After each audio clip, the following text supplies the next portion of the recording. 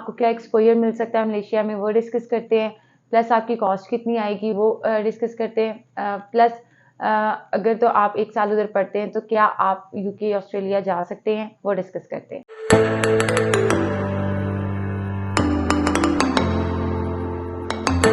Assalamu alaikum, this is Amaima Iftikhar from Upmark and today we are going to discuss about study in Malaysia.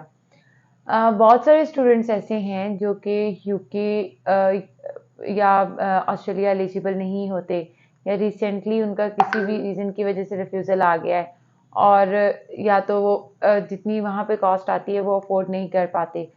So what options are there for them अगर वो international degree लेना चाहते हैं, वो भी उन्हीं protocols पे जिन protocols पे हमें यूके या ऑस्ट्रेलिया मिल सकती है।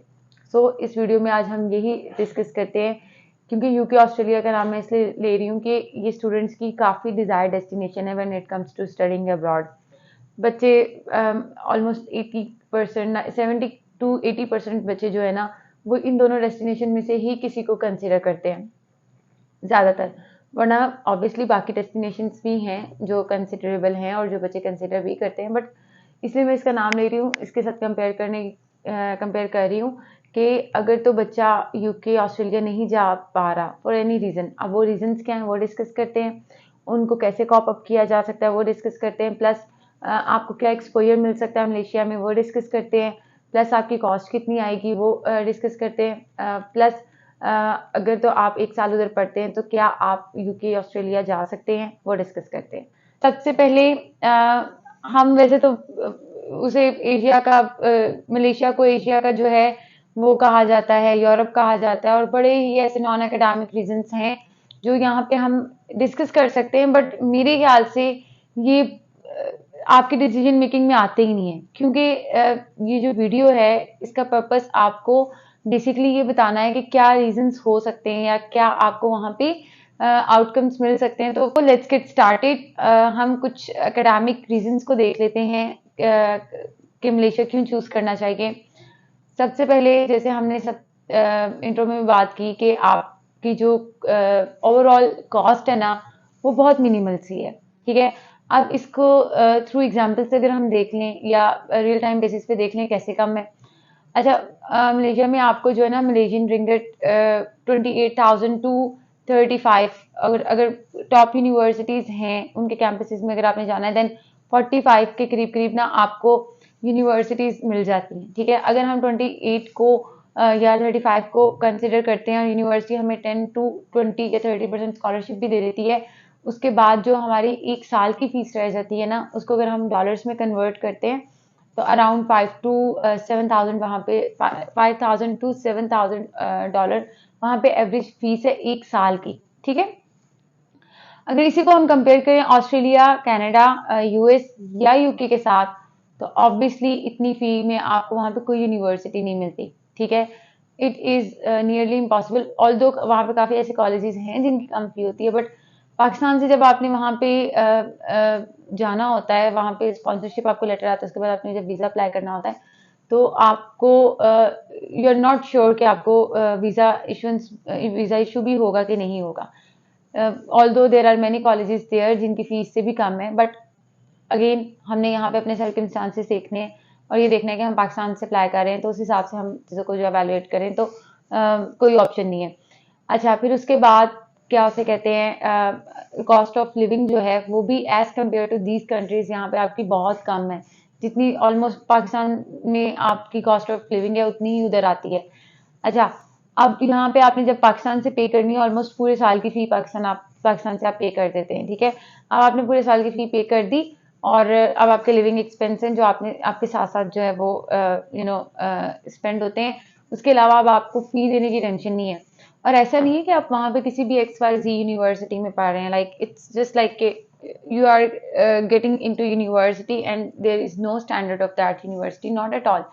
मैंने पहले भी ये बात जैसे मेंशन की है कि उनकी जो प्रोटोकॉल्स हैं, जो उनके एजुकेशन के इंटरनेशनल स्टैंडर्ड्स हैं, they have to change consistently, क्योंकि वहाँ पे अगर आप मलेशिया में देखें तो रसल ग्रुप यूनिवर्सिटीज़ के भी सब कैंपसेस हैं। वहाँ पे आपको जो है यूनिवर्सिटीज़ के टॉप यूनिवर्सिटीज़ के भी सब कैंपसेस मिलेंगे। बहुत सारी यूनिवर्सिटीज़ हैं यूके में और ऑस्ट्रेलिया में, जिनके वहाँ पे सब कैंपसेस हैं, तो इट इज़ नियरली इम्पॉसिबल कि वहाँ पे आपको faculty, research, quality of education जो है अप टू मार्क ना मिले। इस वजह से जो है, अगर हम ओवरऑल कॉस्ट को और क्वालिटी एजुकेशन को कंपेयर करें, तो obviously it is a good option, undoubtedly. उसके अलावा अगर हम देख लें सेकंड फैक्टर को, कि आपकी जो है रिक्वायरमेंट्स वो क्या हैं। अच्छा, कॉस्ट को तो डिस्कस कर लिया। आप वही अगेन, अगर हम कॉस्ट में मैं एक और चीज़ ऐड कर लूँगी, इनिशियल आपके क्या एक्सपेंस हैं, ठीक है। इनिशियल एक्सपेंस आपका क्या है? इनिशियल एक्सपेंस आपका यही है कि आपने जो जहाँ से भी अप्लाई करवाया, आपका ऑफर लेटर आ गया, ऑफर लेटर आने के बाद आपका जो आपने वीज़ा जो अपना वो अप्लाई करना है, वीज़ा एप्लीकेशन लॉन्च करनी है, उसके लिए आपको उसमें हेल्थ इंश्योरेंस ही है, वो ये सब कुछ आ जाता है। 600 जो है $600 वो पे करना पड़ता है। उसके बाद जब आपका वीज़ा अप्रूवल लेटर आ जाता है, then you have to pay your tuition फी, ठीक है।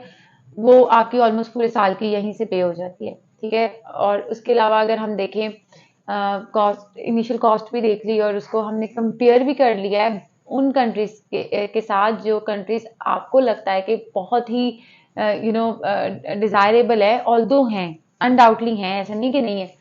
बट अब सबसे पहले, अगर आपका बजट कम है ना, और आप अपनी जो आपकी अफोर्डेबिलिटी में नहीं आता यूके ऑस्ट्रेलिया, तो इट्स ऑल राइट, आप मलेशिया में भी जा सकते हैं, ठीक है। फिर उसके बाद अगर हम रिक्वायरमेंट्स को देख लें, ठीक है, कि आपकी रिक्वायरमेंट्स क्या हैं, ठीक है, एकेडमिक रिक्वायरमेंट्स क्या है, और बाकी रिक्वायरमेंट्स फाइनेंशियल और इंग्लिश रिक्वायरमेंट्स क्या हैं। तो एकेडमिक रिक्वायरमेंट बहुत ही लीनियंट है। इवन दो आप मैट्रिक के बाद भी जा सकते हैं, आपने अगर मैट्रिक किया, फाउंडेशन किया हो, तब भी जा सकते हैं। और एक मजे की बात बताऊं, even after having 2 O level subject, 2 O level passes, आप तब भी जा सकते हैं, ठीक है। अगर आपके ओ लेवल्स में सिर्फ 2 पासिस हैं, तो तब भी आप जो है फाउंडेशन में एडमिशन ले सकते हैं, जो कि आपको प्रोग्रेस करेगा टुवर्ड्स योर डिग्री।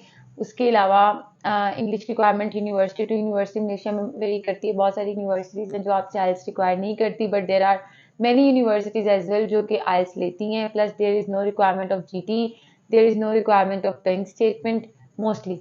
उसके बाद अगर कोई यूनिवर्सिटी अपने बेसिस पे मांग ले, वो एक अलग है, बट कोई यूनिवर्सिटी की जो बैंक स्टेटमेंट की वो रिक्वायरमेंट नहीं है, आपको कोई ब्लॉक अकाउंट नहीं बनाना पड़ता, not at all. You just have to pay your tuition fee and that's it. उसके अलावा अगर हम ये बात कर ले कि वीज़ा एक्सेप्टेंस रेट क्या है, प्लस एडमिशन एक्सेप्टेंस रेट क्या है। एडमिशन एक्सेप्टेंस रेट भी ऑलमोस्ट 100% है, वीज़ा एक्सेप्टेंस रेट भी ऑलमोस्ट 100% है। शायद ही मलेशिया में किसी का वीज़ा रिफ्यूज़ होता हो। लेकिन ऐसा नहीं है कि वही बात मैं अगेन यहाँ पे मेंशन करूँगी, कि जब आपका पर्पस वहाँ पे जाके पढ़ना है, और अगर आप उसको कॉस्ट के साथ भी कंपेयर करें, अगर आपने अपनी कॉस्ट भी कट करनी है, ठीक है, आप इतने लिविंग एक्सपेंसेस जो हैं ऑस्ट्रेलिया जितने यूके वाले अफोर्ड नहीं कर पाते, देन व्हाई नॉट मलेशिया। उसके बाद वन मोर थिंग, यहाँ पे एक फैक्टर को हम और डिस्कस कर लेते हैं। व्हाट इफ कि रिसेंटली आपने अप्लाई किया था यूके में, और या यूके या ऑस्ट्रेलिया, और वहाँ से आपका रिफ्यूज़ल है। व्हाट इफ, अब आपके पास क्या ऑप्शन है? क्या आप दोबारा under same circumstances for some time आप एटलीस्ट ऑस्ट्रेलिया तो अप्लाई नहीं कर सकते, यूके अप्लाई कर सकते। अगर किसी ने आपको किसी यूनिवर्सिटी ने आपको कैश दे दिया, देन आप ऑब्वियसली वीज़ा एप्लीकेशन लॉन्च कर सकते हैं। और मोस्टली यूके में रिफ्यूज़ल पे जो है आपको दोबारा वो वीज़ा इशू कर देते हैं। बट अगर हम ऑस्ट्रेलिया की बात कर लें, क्या आप फॉरेन से तो अब आपको कहीं से सीओई मिलना नहीं, इसका मतलब कि अब आप नहीं अप्लाई कर सकते। Then what are options for you there? सबसे पहले आई वुड से कि आप इसमें सबसे बेहतरीन ये है कि मैंने during a meeting with country manager of one of Malaysian universities, उनसे भी मैंने डिस्कस किया था। तो उन्होंने यही बोला कि येस इट इज़ पॉसिबल कि अगर आपका रिफ्यूज़ल है, आप मलेशिया में 1 साल अपना पढ़ के देन आप प्रोग्रेस कर सकते हैं किसी भी ऑस्ट्रेलियन यूनिवर्सिटी में। बट ऑब्वियसली उसमें आप फिर आपकी जीटी की रिक्वायरमेंट को जीटी असेस होगी, आपकी हर चीज़ असेस होगी, आपको अपने फाइनेंशियल्स देने होंगे। जैसे यहाँ से हमारी असेसमेंट होती है, वैसे भी वहाँ से भी सेम वैसी असेसमेंट होगी। बट क्योंकि अब हम 1 साल के लिए, हमारा जो वो स्टडी अब्रॉड का वो था एलिमेंट था, प्लस हमने जो जेन्युइन स्टूडेंट का एलिमेंट था वो हमने जो है ड्रॉप नहीं होने दिया, उसको जो है लूज नहीं होने दिया, तो ऑब्वियसली हमारे circumstances for some extent change हो जाएंगे। इस वजह से there are bright chances almost 90% chances है कि आपको वहाँ पे वीज़ा दोबारा इशू हो जाए, ठीक है। इसी तरह से अगर आप यूके में मतलब अगर हम देख लें क्या ऐसे फैक्टर्स हैं जिन फैक्टर्स जिस पे हम ये कह सकते हैं कि अल्टीमेटली अगर आपने यूके या ऑस्ट्रेलिया जाना है तो उस हिसाब से मलेशिया कैसे बेस्ट ऑप्शन रहेगा। सबसे पहला फैक्टर, अगर तो आपका रिफ्यूज़ल है और दोबारा आपको कहीं से कैश या सीओई नहीं मिल रहा, तब आप 1 साल वहाँ से पढ़ के जा सकते हैं। दूसरा फैक्टर, अगर तो आपकी रिक्वायरमेंट बहुत ही कम है, सॉरी अगर आपकी परसेंटेज या ग्रेड्स बहुत ही लो हैं और आपको यूनिवर्सिटीज़ जो है वो डायरेक्ट इवन फाउंडेशन में भी नहीं ले रही, देन आप मलेशिया में 1 साल पढ़ के ऑस्ट्रेलिया या यूके की यूनिवर्सिटी में प्रोग्रेशन ले सकते हैं। थर्ड, अगर तो आपका गैप है, एकेडमिक गैप है फॉर एनी रीज़न, आपके कोई मेडिकल इश्यूज़ थे, आपके कोई मेंटल इश्यूज़ थे, व्हाट्सोएवर कोई भी रीज़न हो सकती है उसकी वजह से, तो आप अपना जो है 1 साल मलेशिया में पढ़ के इन यूनिवर्सिटीज़ में प्रोग्रेशन ले सकते हैं। उसके अलावा there are many reasons as well जिनको हम कंसिडर कर सकते हैं कि हमें मलेशिया क्यों चूज़ करना चाहिए। अगेन कॉस्ट की अगर हम बात करें कि अगर तो आपकी कॉस्ट आप इतना बेयर नहीं कर पा रहे देन यू कैन गो। उसके अलावा अगर हम देख लें क्या स्टूडेंट्स को अलाउड होता है मलेशिया में काम करना कि नहीं, बिल्कुल भी स्टूडेंट्स को अलाउड नहीं होता मलेशिया में काम करना, नॉट एट ऑल। उसकी रीज़न क्या है? उसकी सबसे बड़ी रीज़न ये है कि वहाँ पे जितने भी वहाँ जितने भी लोग अनएम्प्लॉयड होंगे, वहाँ की गवर्नमेंट को उनको पे करना पड़ेगा अनटिल अनलेस उनको जॉब ना मिल जाए। तो ऑब्वियसली जो ये आप किसी कैफ़े में हैं, कोई आप और जॉब कर रहे हैं, कुछ इस तरह का कर रहे हैं, तो डेफ़िनेटली वो चाहेंगे कि वहाँ के जो नेशनल हैं, उनको वो जॉब मिल जाए ताकि उन गवर्नमेंट को उनकी कॉस्ट बेयर ना करनी पड़े, ठीक है? तो इसलिए वो वहाँ पे स्टूडेंट्स को अलाउड नहीं करते कि वहाँ पे आप जाकर जो है ना इस तरह और जॉब्स करें। ये रीज़न है जिसकी वजह से आपको वहाँ पे इतना ओपनली काम करने की जो है परमिशन नहीं मिलती। ऑल्दो ऐसा नहीं है कि आप बिल्कुल भी काम नहीं कर सकते। सबसे पहले आपको इंटर्नशिप्स के बहुत सारे जो है वो जो अपॉर्चुनिटीज़ मिलेंगी। सेकेंडली आप ऑन कैंपस जो है जॉब कर सकते हैं। थर्डली आप ऑनलाइन जॉब्स कर सकते हैं डेफ़िनेटली। अगर आप वहाँ पे और जॉब नहीं भी कर सकते तो डेफ़िनेटली ऑनलाइन जॉब्स तो कर सकते हैं। अब ऑनलाइन जॉब को अगर मैं थोड़ा-सा नटशेल में आपको एक्सप्लेन कर दूँ तो आप फ्रीलांसिंग कर सकते हैं। अब वो ऑब्वियसली आपने उधर बैठ के अर्न करना है डॉलर्स में, ठीक है?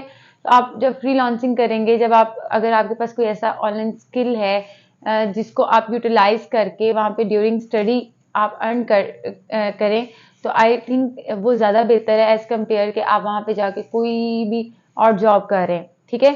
तो ऐसा नहीं है कि आप बिल्कुल भी काम नहीं कर सकते। यहाँ पे मेरी एक सजेशन है, अगर तो आप मलेशिया प्लान कर रहे हैं फॉर एनी रीज़न एंड उसमें अब आपको ये कंसिडरेशन आ रही है या आप ये चाहते हैं कि मैं साथ में कुछ ना कुछ अर्न भी करूं, अपने लिविंग एक्सपेंसेस भी निकाल लूं, तो मैं आपको यही सजेस्ट करूंगी कि अभी से यहाँ से आप कोई अमेज़ॉन ग्राफिक डिज़ाइनिंग या इस तरह के काफ़ी पॉपुलर कोर्सेज है जो कि मेरे ख्याल से पाकिस्तान में हर किसी ने कर ली हैं, तो आप भी कर लें ताकि वहाँ पे जाकर आपको इतना मुश्किल ना हो, ठीक है? आप यहीं से उसकी प्रैक्टिस स्टार्ट कर लें, उसको अपनी प्रैक्टिस में लाना यहीं से स्टार्ट कर दें ताकि वहाँ जाकर आपको स्टार्ट ना करना पड़े, आप उसको कंटिन्यू करें, ठीक है? अच्छा, उसके अलावा ऑलमोस्ट हमने सारे फैक्टर्स डिस्कस कर लिए, कॉस्ट, रिक्वायरमेंट, जॉब और उसके बाद कौन सी ऐसी रीजंस है जिनकी वजह से आपको मलेशिया चूज़ करना चाहिए ओवर अदर कंट्रीज़। उसके अलावा ऑलमोस्ट हमने हाँ, डॉक्यूमेंट्स आपको कौन से रिक्वायर्ड है? डॉक्यूमेंट्स में आपको चाहिए आपके जो एकेडमिक डॉक्यूमेंट है वो और पासपोर्ट, दैट्स इट। इस पे आपका ऑफर लेटर आ जाता है। अगर तो यूनिवर्सिटी में बहुत सी चीज़ें वेरी कर रही होती है, अगर तो वो आपसे आइल्स या कोई और चीज़ मांगते हैं then you have to provide. अगर आपने आइल्स पहले से किया तो आप तब भी दे सकते हैं। उसके बाद इसका प्रोसेस का फ्लो भी मैंने आई गेस आपको बता दिया है कि आपने डॉक्यूमेंट्स देने हैं, अप्लाई हो जाएगा, उसके बाद आपका ऑफर लेटर आएगा। ऑफर लेटर आने के बाद you have to launch your visa application जिसके लिए आपका जो कॉस्ट आएगी वो $600 आएगी। उसके बाद जब आपका जैसे ही वीज़ा अप्रूवल आ जाता है then you have to pay your फी। और जब आप फी पे कर देते हैं फिर आपको एक वो कार्ड मिलता है, स्टूडेंट कार्ड, जिसकी बेसिस पे फिर आप ट्रैवल करते हैं। सो ये आपका ओवरऑल जो एक प्रोसेस था। उसके अलावा अगर इनटेक्स की बात कर लें, मार्च इनटेक है, जुलाई इनटेक है, देन सितंबर इनटेक है। साल में 3 इंटेक्स है ऑलमोस्ट हर यूनिवर्सिटी की। Again there is no requirement of GT, there is no requirement of bank statement, there is no requirement of block account, there is no such requirement जो कि आप पूरी नहीं कर सकते। और कॉस्ट जो है इसकी वो as compare to other countries बहुत कम है। उसके अलावा यहाँ पे आपको 160 नेशनलिटीज़ जो हैं वो आपको उनके साथ इंटरेक्ट करने का मौका मिलेगा।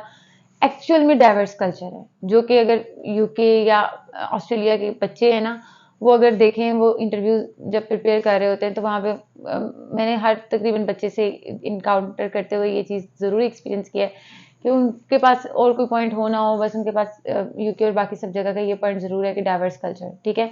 तो अगर उस पॉइंट से हम देखें डाइवर्स कल्चर के हिसाब से, तो obviously they do have diverse culture, जहाँ पे आपको 160 प्लस नेशनलिटीज से इंटरेक्ट करने का मौका मिलेगा। और वहाँ पे कोई इतनी खास जो है लैंग्वेज बैरियर भी नहीं है, इंग्लिश बोली जाती है, क्योंकि जाहिर सी बात है जहाँ पे कल्चर की इतनी डाइवर्सिटी है वहाँ पे लैंग्वेज बैरियर इतना खास नहीं होता, ठीक है। अच्छा, फिर उसके बाद हमने ऑलमोस्ट सब ही चीज़ों को डिस्कस कर लिया। स्टिल इफ यू थिंक कि कोई ऐसी बात है related to study in Malaysia, तो आप वो हमसे डायरेक्टली पूछ सकते हैं। Any question related to study in Malaysia और study abroad, you can contact us. जो नंबर है वो सोशल मीडिया हैंडलर्स पे भी लिखे होते हैं और डिस्क्रिप्शन में भी मेंशन किए होते हैं। प्लस आप सोशल मीडिया हैंडल पे भी हमसे कांटेक्ट कर सकते हैं। और यस, अगर अभी तक आपने चैनल को सब्सक्राइब नहीं किया तो इसको सब्सक्राइब करें, ताकि जितनी भी वीडियोज़ हैं उसकी नोटिफिकेशन आपको मिल सके। अल्लाह हाफिज़, अंटिल नेक्स्ट टाइम।